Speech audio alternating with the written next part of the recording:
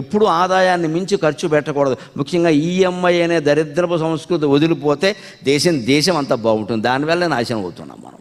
డబ్బులు లేకుండా వస్తువులు కొనేస్తున్నారు అందరూ. డబ్బులు లేకుండా వస్తువులు కొనేస్తున్నారు. మన దగ్గర ఉంటేనే కొనుక్కోవాలి. కారు కొనాలి, దానికి 10 లక్షలు అవుతుంది. 9 లక్షలు నీ దగ్గర క్యాష్ కానీ ఇతరత్ర ఏదైనా ఉంటే 1,00,000 అప్పు చేయి, పర్వాలా. 1,00,000 పెట్టుకుని 9 అప్పు చేస్తానంటే వేటయ్యా, అర్థం ఉందా? కుక్క తోక నూపుతుందా, తోకే కుక్క నూపుతుందా? కుక్క తోక కుక్క నూపడం ఏంటి? అప్పుడు కుక్క సరిగ్గా నడుస్తుందా? కుక్క ఊపినట్టు తోక ఊగారు, తోక ఊపినట్టు కుక్క నడుస్తుందా? మన బతుకలా నడుపుకుంటున్నాం మనం. ఇక్కడ ఉన్న పెద్దవాళ్ళు, మీ అధ్యాపకులు, మీ ఆచార్యులు, వాళ్ళని అడగండి. వాళ్ళు ఎవరు ఈ మేలు గొడవలో ఉండరు. వాళ్ళు చాలా పద్ధతిగా పెరిగారు వాళ్ళు. ఎందుకంటే వాళ్ళు 1000 రూపాయలు 2000 జీతంలో ఉద్యోగాల్లో చేరారు. వాళ్ళకి వాళ్ళ పొదుపు తెలుసు.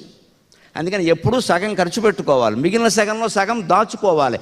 ఆ మిగిలిన సగం మన భారతీయ సంస్కృతి చెబుతున్న మాట, దాన ధర్మాలు చెయ్యాలి.